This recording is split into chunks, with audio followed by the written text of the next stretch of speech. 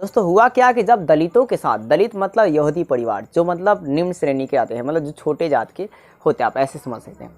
तो हुआ क्या, जब दलित परिवारों पर क्या किया गया या दलितों पर अत्याचार किया गया, दुष्व्यवहार किया गया, उससे भेदभाव किया गया, ऊंच नीच का भेदभाव किया गया, खाने पीने में भेदभाव किया गया, तो इस चीज़ों को, भेदभाव को रोकने के लिए क्या किया कि दलित सदस्यों में मतलब क्या कि बहुत सारे दलित मिल गए और एक संगठन बनाया जिसे दलित पैंथर्स के नाम से जाना गया था। इस संगठन के मतलब कब बनाया गया, तो 1972 में बनाया गया। और कहाँ बनाया गया, तो आपका महाराष्ट्र में बनाया गया।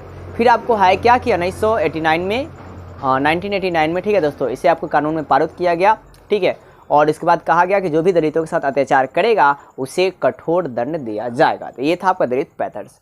तो हमने आपको यही बताया दोस्तों कि आप देखिए कि दलित पैंथर्स क्या है। तो आप देखेंगे दलित पैंथर जो है कि जब दलितों के साथ भेदभाव, अत्याचार इत्यादि हुआ, तो इसे रोकने के लिए दलित युवाओं ने क्या किया, एक संगठन तैयार किया जिसे दलित पैंथर्स कहा गया। जिसे क्या कहा गया, दलित पैंथर्स कहा गया।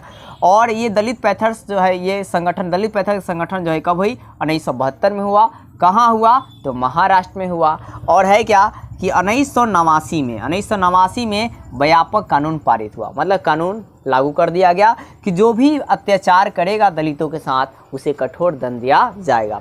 और इस दलित पैंथर्स में आपका दलितों के लिए आपका है कि आवाज़ उठाने में सबसे ज़्यादा जो योगदान था स्टार्टिंग में, वो था बाबा साहब भीमराव अंबेडकर जी का। तो भारतीय किसान यूनियन में क्या बात बताई गई, तो भारतीय किसान यूनियन में यही बात है कि मतलब देखिए, यूनियन का मतलब मैं आपको बता दूं, पहले संघ होता है, ठीक है।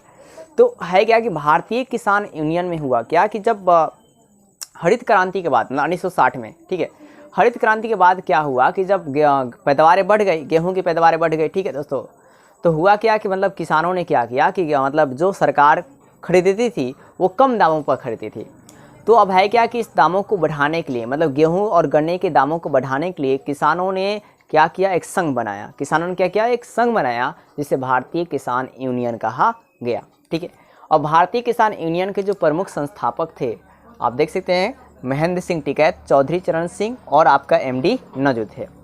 फिर इसकी स्थापना कब हुई, 1 जुलाई 1987 में। तो आपने क्या देखा कि आपका है कि भारतीय किसान यूनियन गेहूं, हरित क्रांति के बाद दोस्तों, क्या हरित क्रांति के बाद गेहूं और गन्ने के मूल्य को बढ़ाने के लिए भारतीय किसानों ने एक संघ बनाया। एक क्या बनाया, संघ बनाया, जिसे भारतीय किसान यूनियन कहा जाता है, ठीक है।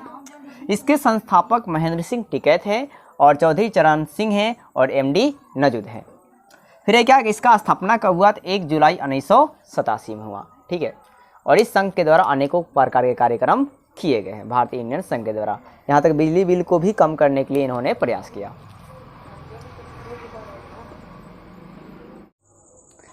अब हम पढ़ने वाले हैं दोस्त ताड़ी विरोध आंदोलन। तो ताड़ी विरोध आंदोलन जो है आपका आंध्र प्रदेश के नेल्लौर जिले के महिलाओं ने चलाया था। ताड़ी विरोध आंदोलन किसने चलाया था, तो आंध्र प्रदेश के नेल्लौर जिले के महिलाओं ने चलाया था, ठीक है।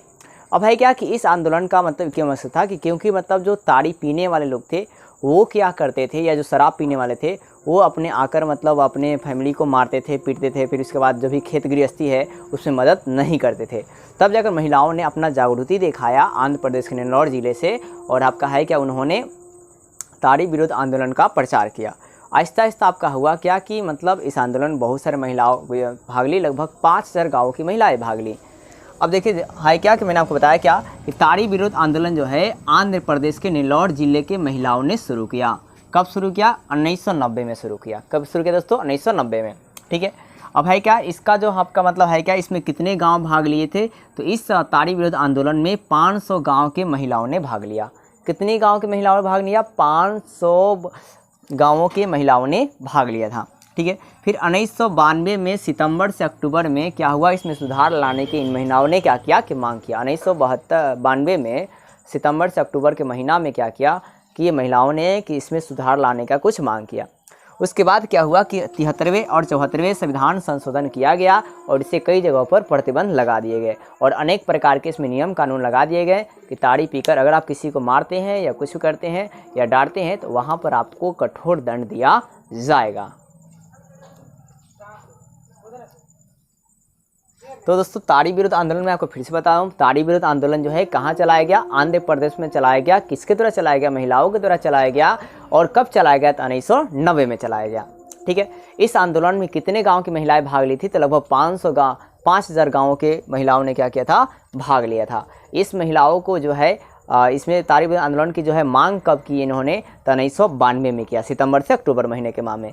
फिर उसके बाद क्या हुआ, 73वें और 74वें संविधान में संशोधन किया गया, मॉडिफाई किया गया, और उसके बाद क्या गया कि जो भी मतलब ताड़ी पीकर अगर कोई मतलब असंगत व्यवहार, कई जगह तो इसे प्रतिबंध भी लगा दिया गया, मतलब रोक दिया गया ताड़ी को बेचना। और उसके बाद क्या है कि मतलब ताड़ी के साथ साथ दोस्तों शराब भी, ठीक है, यहाँ पे ताड़ी का मतलब सिर्फ ताड़ी नहीं है, शराब भी है, ठीक है, दोनों याद रखिएगा। तो है कि कई जगह पर इसे प्रतिबंध लगा दिए गए, रोक दिए गए। और उसके बाद फिर जहाँ पे चालू होंगे वहाँ पर एक कंडीशन रहेंगे कि कोई भी पीकर इधर उधर नहीं करेगा, अगर वो इधर उधर या गलत कुछ करता है तो उसके साथ कठोर मतलब दंड दिए उसे जाएंगे।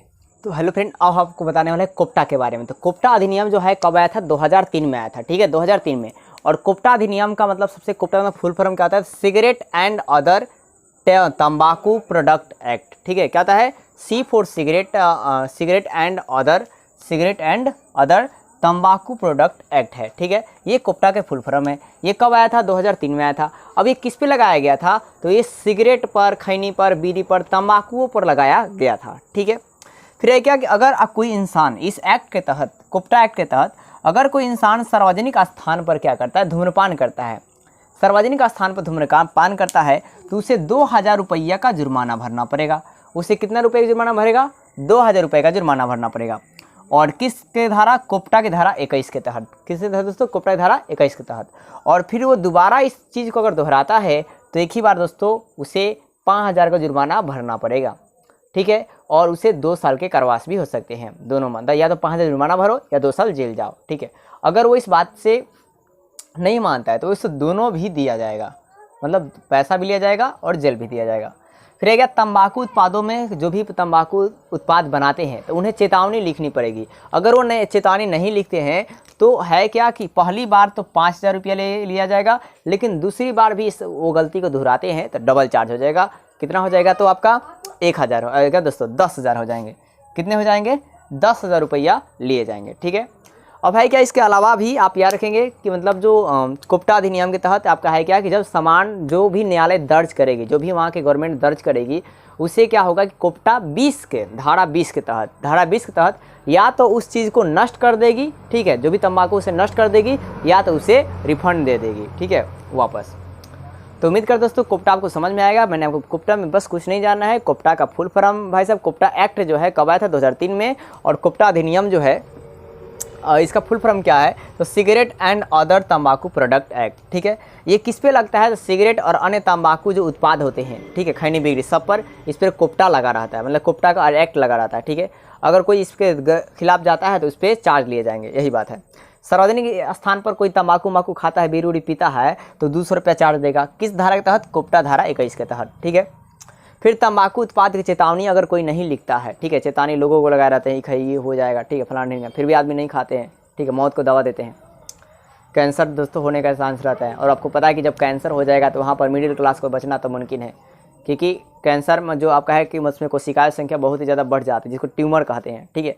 और उन ट्यूमर से क्या होता है दोस्तों, बिगिनिंग में जब वो बदल जाता है तो वहाँ पर बहुत ज़्यादा दिक्कत होती है, और वो कैंसर कभी भी ठीक नहीं हो सकता है। और जो सिंपल कैंसर होता है उसमें भी उसको एक ही इलाज है, उस शरीर के उस पार्ट को काट कर हटाना पड़ेगा, तो इसमें भी बहुत सारे खर्चेज आएंगे, मतलब सर्जरी तरह के आप मान लीजिए।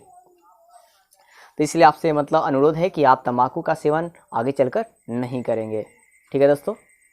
जय हिंद।